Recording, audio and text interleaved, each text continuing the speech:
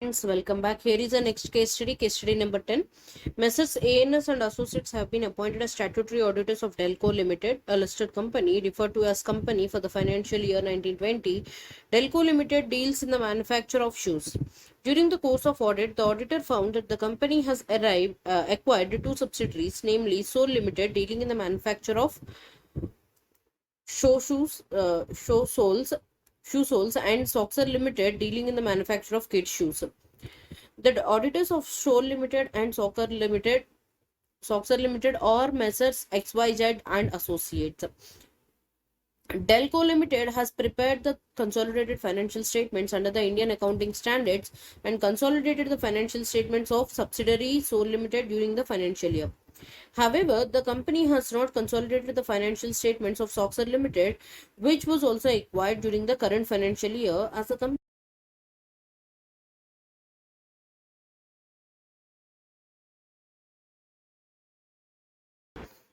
This acquisition is accounted for as an investment in the books of Delco Limited. Had the company consolidated the financial statements of both the subsidiaries, there would have been a material impact on important elements of the financial statements.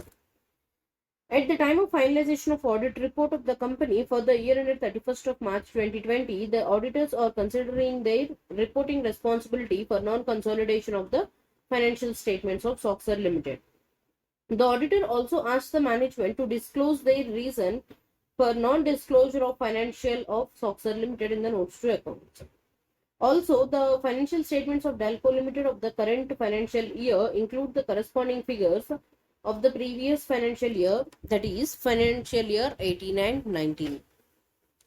Further, the auditors are also considering the implications of their responsibilities and the management responsibilities with respect to the financial statements and in the audit of such financial statements. Based on the above facts, answer the following. We'll go through the first question number 10.1. With respect to the non-consolidation of financial statements of Soxer Limited, financial statements of Delco Limited, how should the auditor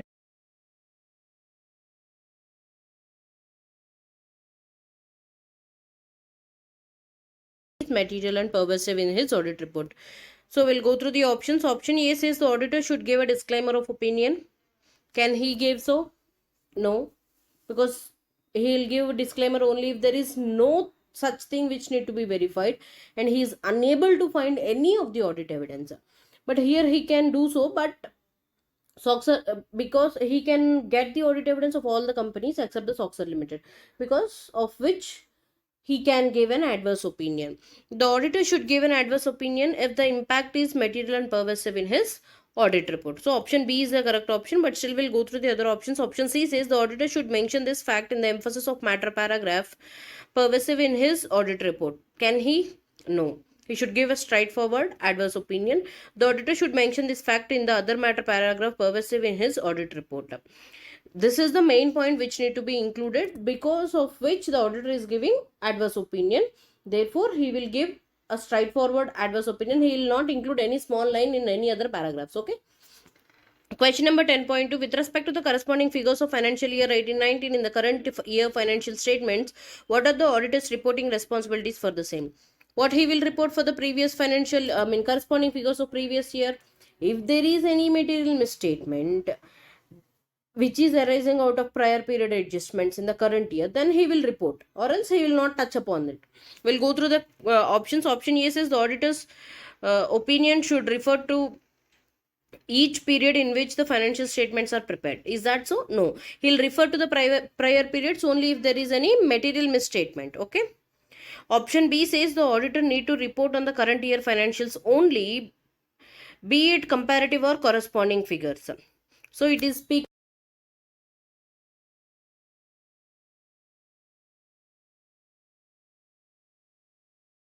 Therefore, option B is wrong.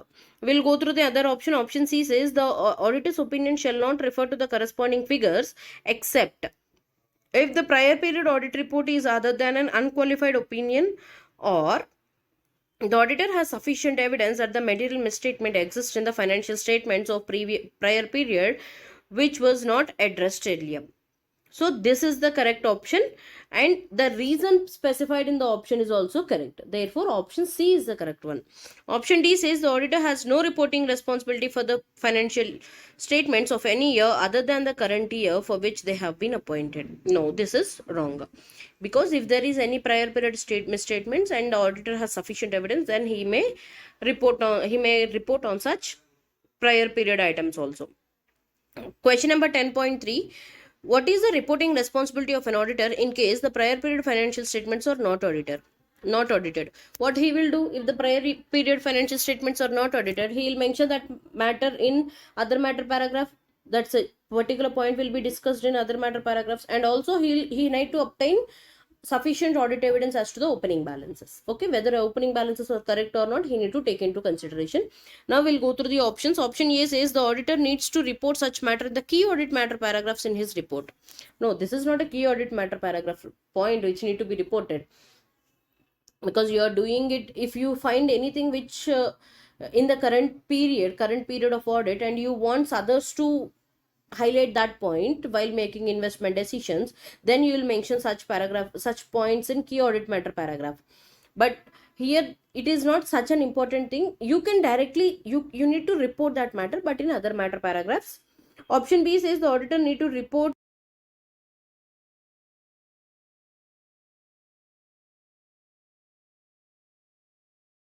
audit evidence that opening balances so not contain any material misstatement. So option C is also correct. Option D says both B and C. So the final answer for this question is both B and C. That is option D is the correct option.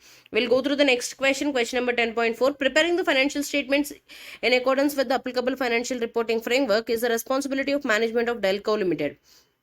Which of the following is correct with regard to the disclosure of such management responsibility? Auditor should clearly describe the management's responsibility in its audit engagement letter.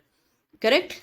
Yes. We'll go through the options. Option A says this is an implied responsibility of management and is presumed in an audit of financial statements, and therefore need not to be specifically mentioned anywhere. It needs to be specifically mentioned in your engagement letter. So option A is wrong. Even though you can say that it is an implied responsibility of management, it is presumed in the audit, but you need to mention it in your engagement letter. Therefore option A is wrong. Option B says the management may undertake to accept such responsibility through an engagement letter itself. The management may undertake. No, it is mandatory for the management to undertake such preparation and presentation of financial statement. So option B is also wrong.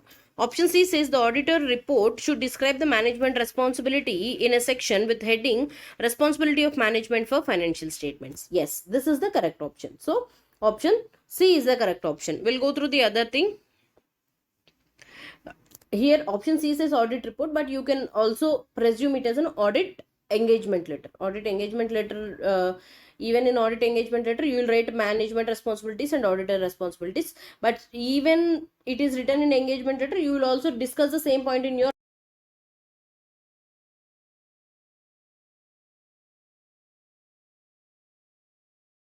responsibility of auditor and not that of the management, as the same is obvious.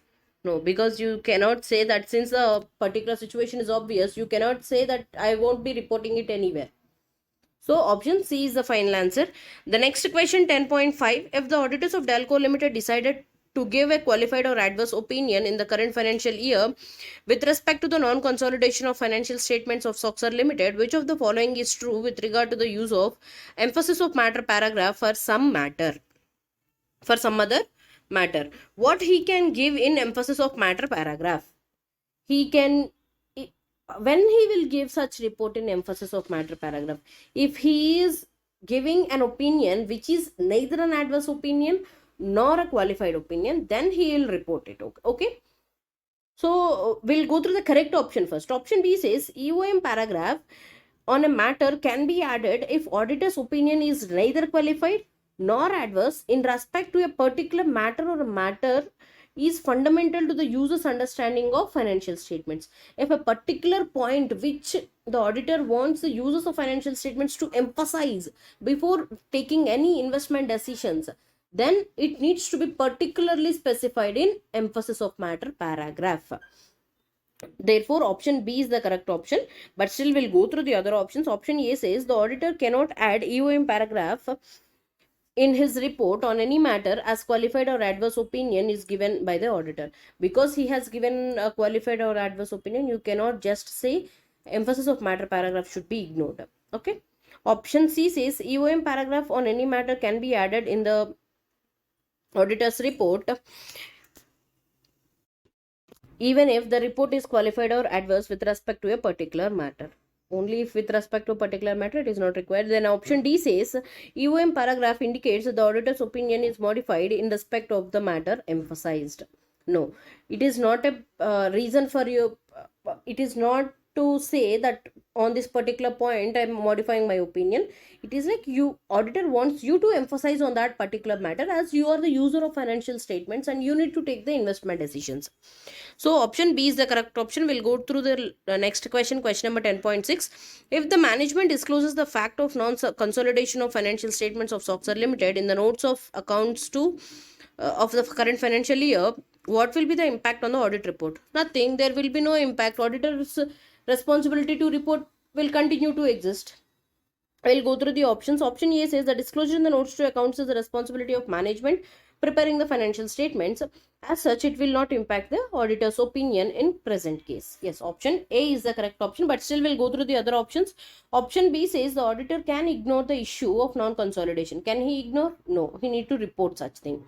Option C says the auditor should give an unmodified opinion with the disclosure of fact in the other matter paragraph. No, in it he can give adverse opinion as the management itself is feeling that it is material.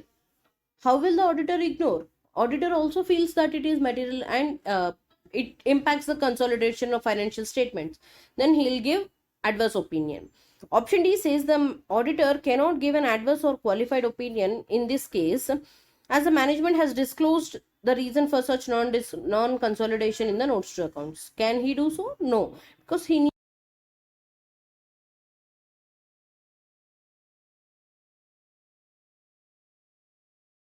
therefore option A is the correct option. With this, we have completed our next case study number 10.